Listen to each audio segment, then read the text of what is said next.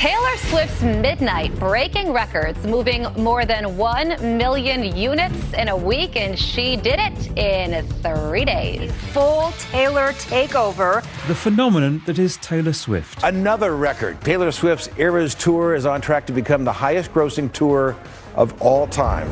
Welcome to the Eras Tour. Taylor Swift has been a megastar for years now. But these days, the pop singer is absolutely unavoidable. Her hit songs, her record-breaking Eras concert tour, and a new blockbuster movie, not to mention her approachable, down-to-earth persona, have won her tens of millions of diehard fans. People would come up to me and they'd be like, "You're gonna just like do a show with like all the albums in it?" And I was like, "Yeah, it's gonna be called the Eras Tour. See you there." Bloomberg's Devon, Pendleton, and Claire Ballentine report that Swift has also made astute business decisions and has a high tolerance for taking risks. As a result, at age 33, she's now reached a new milestone: billionaire. Never really have I ever seen an entertainer, so an athlete or a musician or a actor, really become a billionaire based on their art alone. She has actually really done it based on her music, and that's extraordinary and very difficult to do. It was all by design, 'cause I'm a mastermind.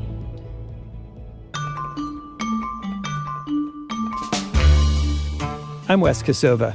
Today on The Big Take, the business of being Taylor Swift.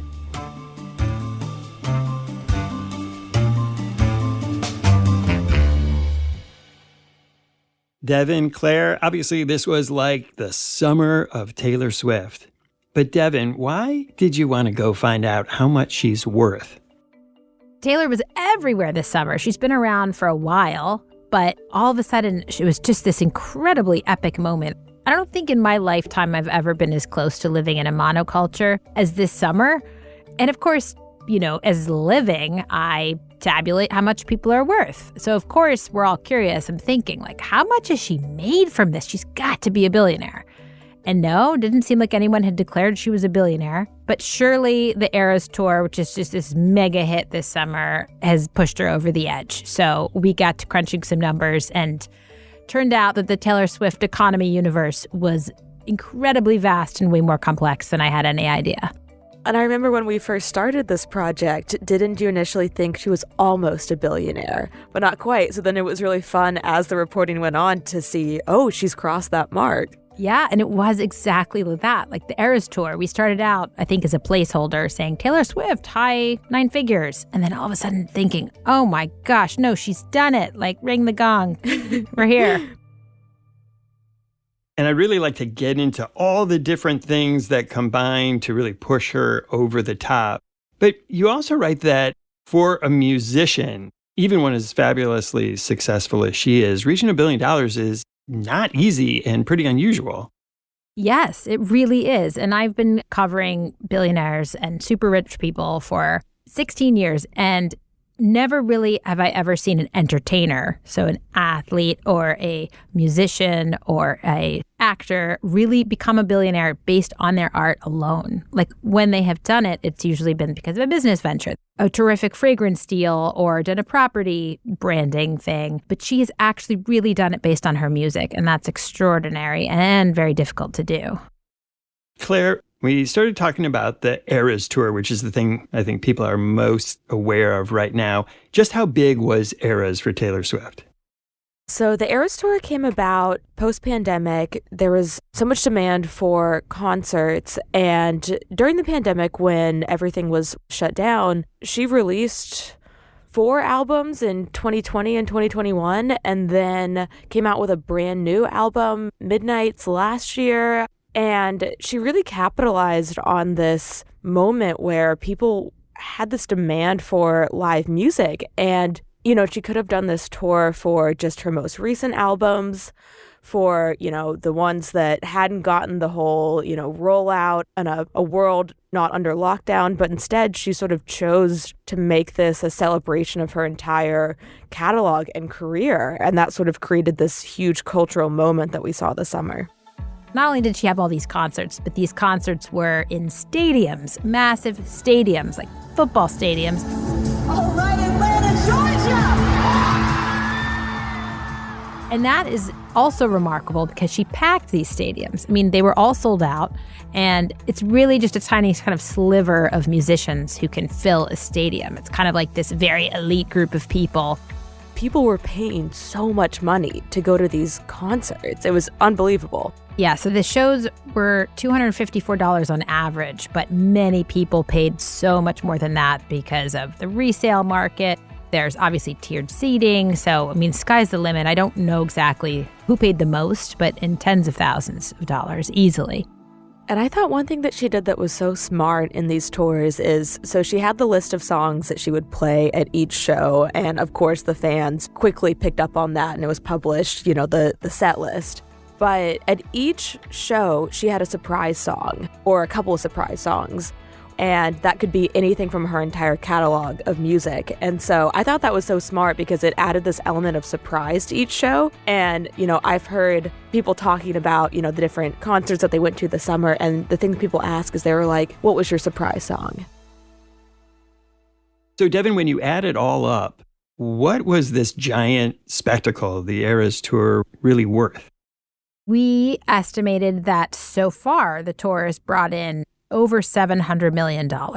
That is based just on ticket sales. That doesn't include merch. That doesn't include soft pretzels and wings and all those other things that people buy at the concert. That's really just based on ticket sales, based on the average price of $254.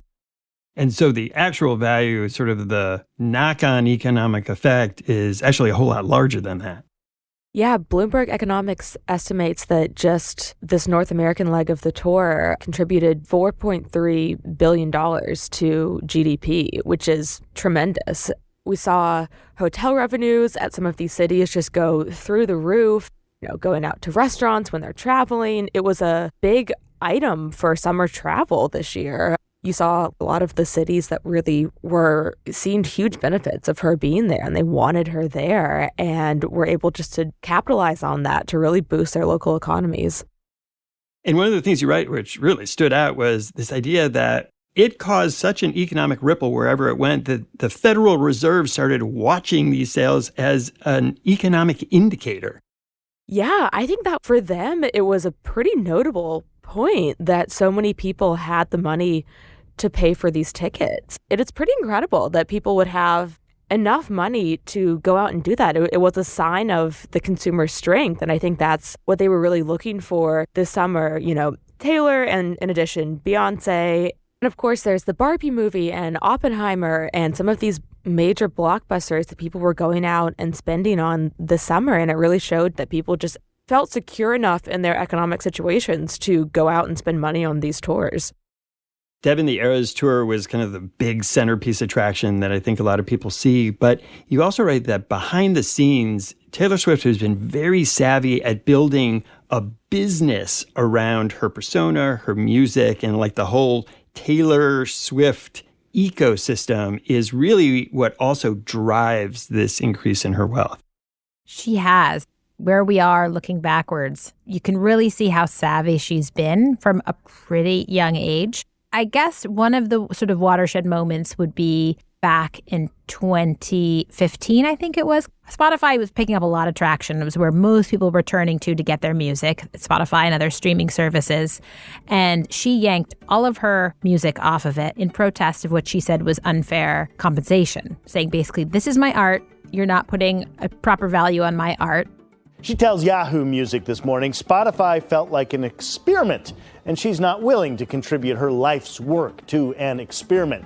She says, I try to really remain open-minded about things because I do think it's important to be a part of progress, but I think it's really up for debate whether Spotify is actual progress. And she kind of had the power to do that, and her fans were very happy to seek her music out elsewhere. She was off for a number of years. I think she went back on in 2017. Yeah. And we don't know the terms of the deal, of course, that she negotiated with Spotify when she came back on, but you can only surmise that she struck a better deal. that I'd say was sort of a notable thing. For one, because obviously it probably worked out monetarily for her in the end, but also she kind of shined a light on this disproportion in the music industry between these streamers kind of using their power to be the place where musicians, if they want to get heard and want to attract new listeners, they really have to put their music there. And yet they're paid a tiny, fraction of a penny per stream. It's really not that much money if you're not a huge star like a Taylor Swift. So she kind of was like positioning herself as an ally of musicians at large. And this is a really important point because it used to be that musicians would make a lot of their money from selling albums and then tapes and then CDs. But now it really is performing much more than streaming or the sales of the actual music itself that drives a musician's profits. Yes, exactly. Which is tough. I mean, I think about it. If I were a musician, maybe I don't want to tour. That sounds really grueling. But if you really want to make a lot of money, like you have to be out performing because that's where the margin is. And yet you write that she's one of the few musicians who is able to make money selling physical copies of music when almost everybody else has just gone kind of to digital. Yeah, she's been able to sort of capitalize on that fan base and has positioned a lot of her albums and her record sales as this collector's item. And that's pretty unique. I mean, you're seeing, records that are sold out because she's advertised them to her fans and they view it as this sort of badge of honor to have a physical copy of her music, not just streaming it online. And music analyst I was talking to telling me she even sells CDs. I mean, lots of musicians today, they still make physical music. They still put out vinyl, they still put out CDs. But the difference is Taylor's really selling them. And she probably is producing much bigger quantities because they're going to move. I think that maybe some of her demographic is so young that it's as like cool and retro as a record, a vinyl record to some people. I don't know how they play it, but... When we come back, Taylor Swift's fight to take back control of her music.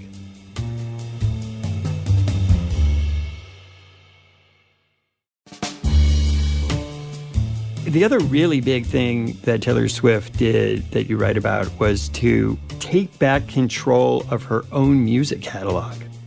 Yeah, so how it works in music is often when an artist signs with a record label, it's kind of an artist for hire deal. Typically, as they say, yes, this record label is going to produce an album for the artist. In return, they give the artist a big chunk of money.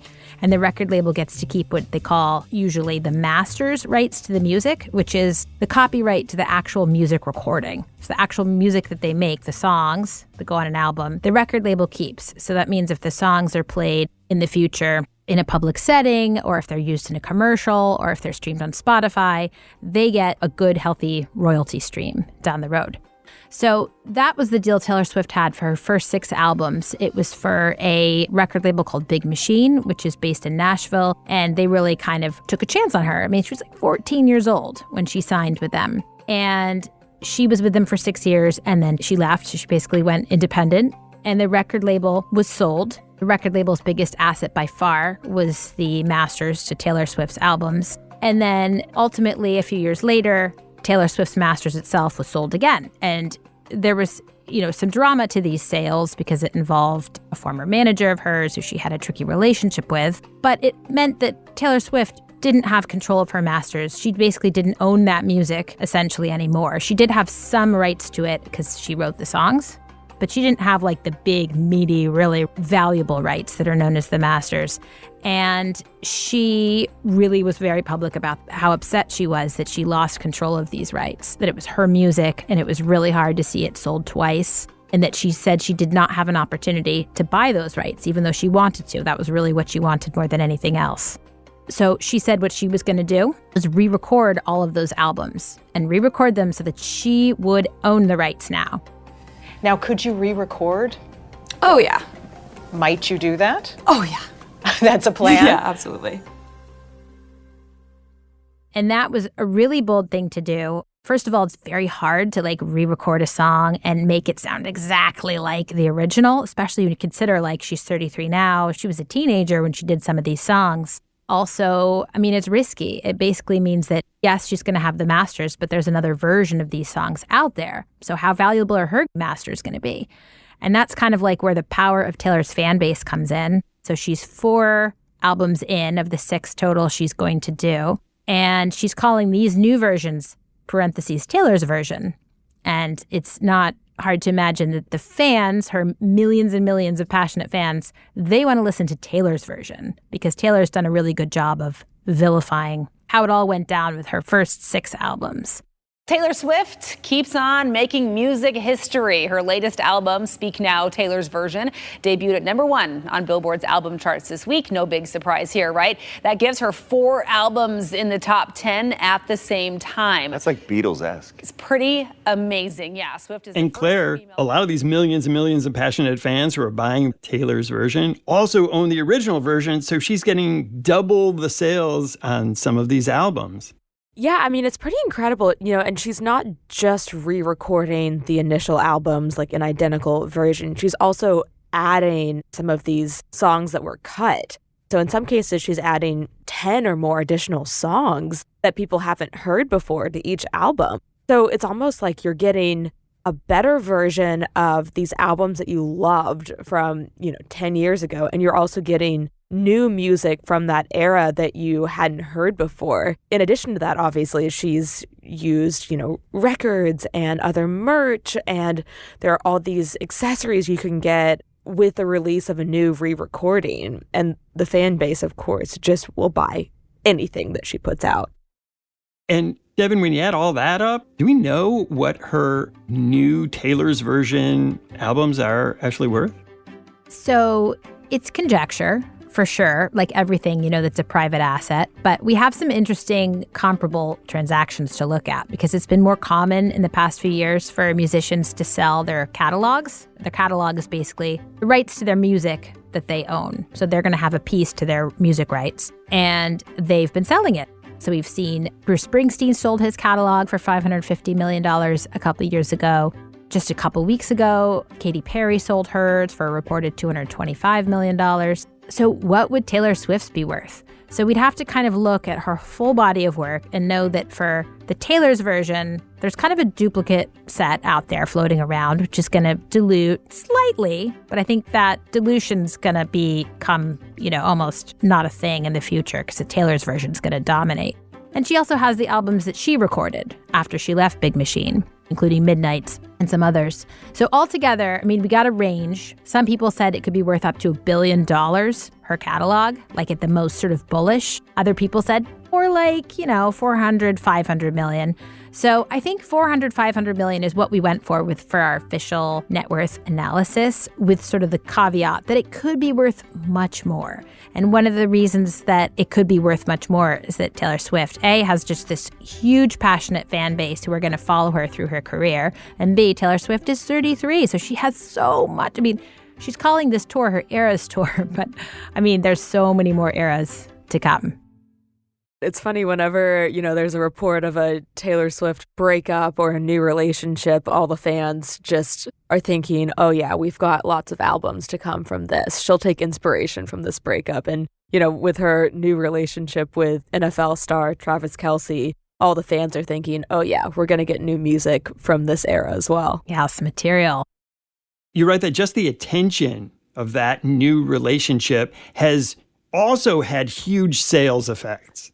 Yeah, so we saw just, this rumored relationship between the two really drive interest in NFL games. There was a 22% increase in total audience that the NFL saw just because people wanted to watch and for a glimpse of Taylor. So it just really showed her ability to drive consumer behavior and how people really will flock to whatever she is doing, even if it's football. You saw more women have at least a surface level interest in what was going on with these games.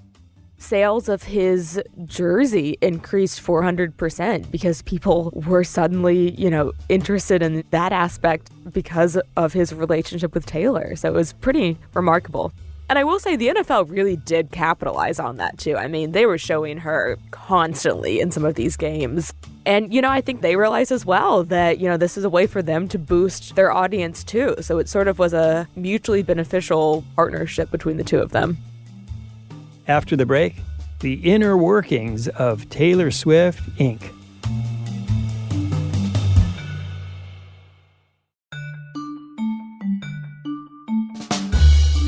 Devon, how do you go about trying to evaluate Taylor Swift's wealth? There's some stuff that's public, but a lot of the stuff isn't public. So we came up with an estimate of $1.1 billion, but I cannot stress enough that that is a conservative estimate because we try not to make too many assumptions when we're doing these net worth estimates. And so you have to start with Taylor Swift is you have to think about earnings because, of course, she's raking in money from streaming and from concert ticket sales and from music sales. So some of that information is public. I mean, we know average ticket price. We know how many tickets she's sold, how many tours she's done because this is her 6th tour, I believe. You basically just have to add up all that money. We also have to factor in she's paying taxes. We have to factor in she pays her team, her agents, her attorneys. And then, of course, there are some pieces we approach more like a private asset.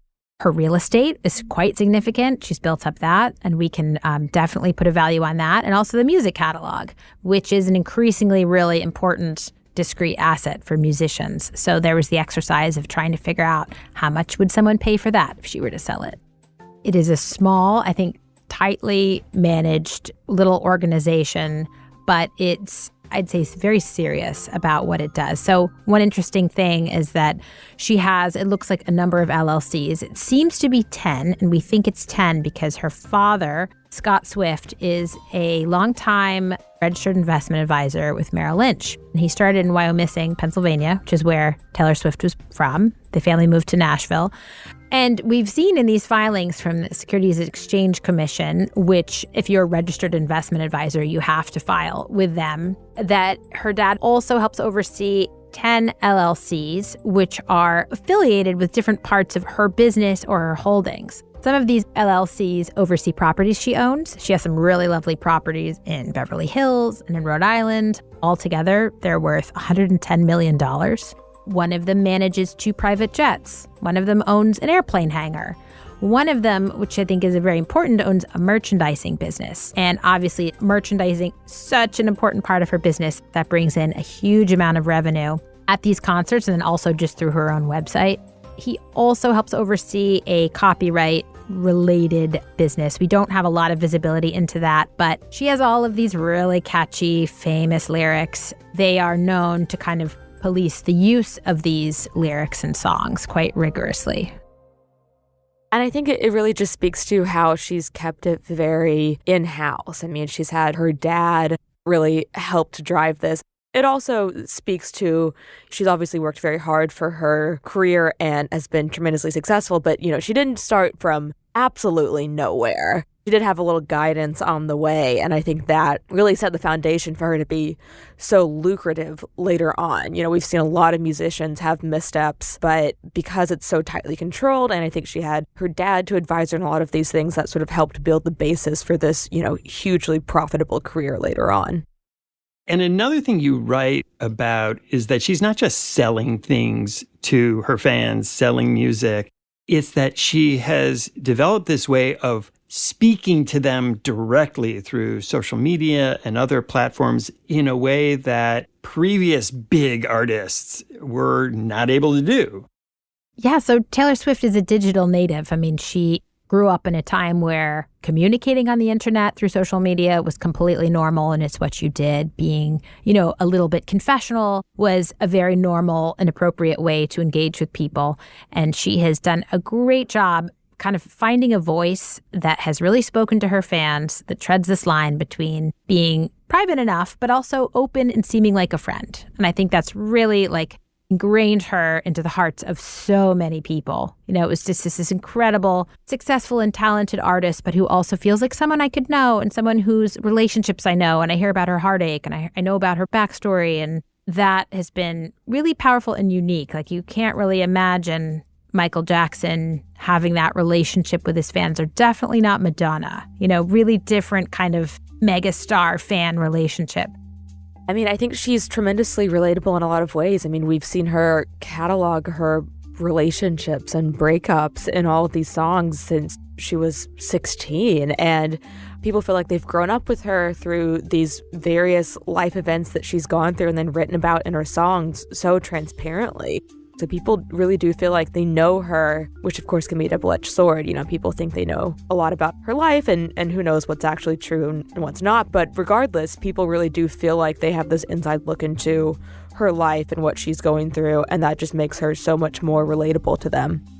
And there's also sort of like a treasure hunt aspect to it, too. Like she has like clues. What does she call them? Easter eggs. Easter eggs, yeah. Yes. She has Easter eggs of when she's releasing albums and things like that. She'll put a little Easter egg in like maybe a photo she posts on Instagram. And, you know, people have theories that are probably ludicrous and just how elaborate they are. But she definitely does purposely put some hints in her social media timeline of things to come that she's going to release or do. Well, speaking of things to come, what is next for Taylor Swift? Where does she go from here? Writing the story, I kind of felt like we were writing about someone sort of at the peak. Like, how could it get crazier? But then she goes and releases this movie, the Eras concert tour movie, which in its opening weekend did $92.8 million in sales, by far the biggest concert movie ever. And so she was kind of allowing, after all this buzz, all of us poor people who didn't get to see it, now have a chance to go watch it. We could watch it again and again. And even people who did go to the concert are buying tickets because this movie is a front row seat. So it's a totally different vantage point.